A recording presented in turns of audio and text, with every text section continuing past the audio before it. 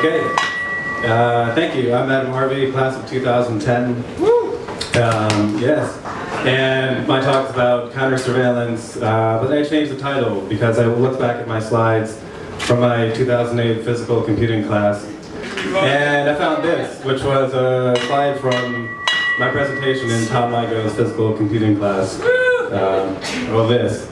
And that was the start of a project that led me down, I guess, a 6-year track of experimenting with art and counter-surveillance. And this project here is a anti-paparazzi clutch, which was really fun. You could block pictures. It was inside of a clutch.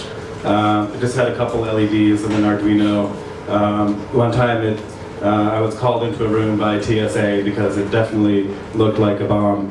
They did not understand about ITP and Arduinos. But they probably do now. So that led to this, which is some documentation and a little bit better version. And then I kept reversioning this and developing it a little bit further, learning more about electronics and electrical engineering. And then I thought, well, let me try something new. So for my thesis here, I worked on a project looking at how I could block face detection. And what's really nice about this, the cost of the technology in here is 99 cents or less. And the effect of it could be millions of dollars. This project called CV Dazzle ended up in some interesting places, from a lot of coverage online, but also in research papers, researchers at a university receiving money from the government for how to improve face detection, citing this project. And then it got even more interesting after I made more of these and received a little bit more attention about it. This is a collaboration with This magazine, kind of a net art styled, also experimental platform.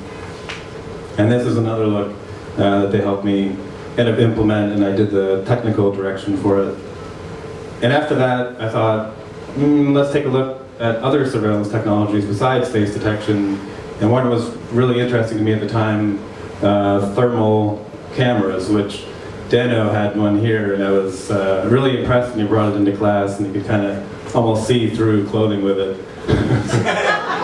And I asked to borrow this for a project because at the time, thermal cameras were really expensive, $20,000.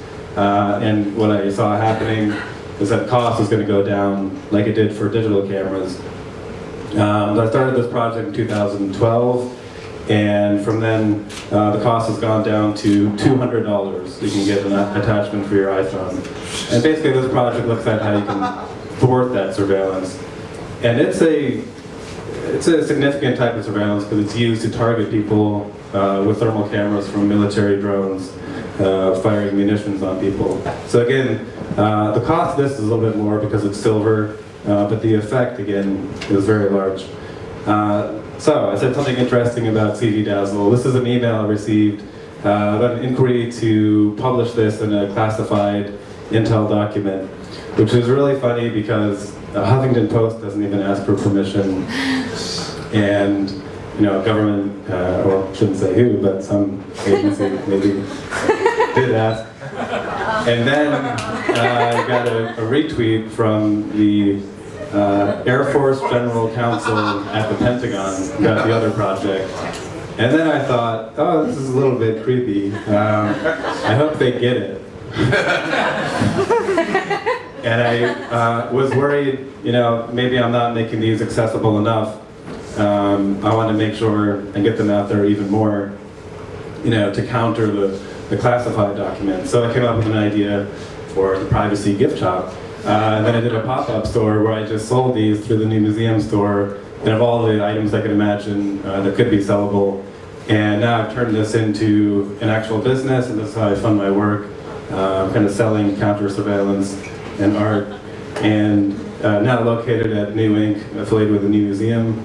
And to balance out the yin to my privacy yang, I've just launched a new project called the Big Data Pawn Shop, where right now our Cyber December sale, you can get leaked NSA documents printed all over ridiculous things.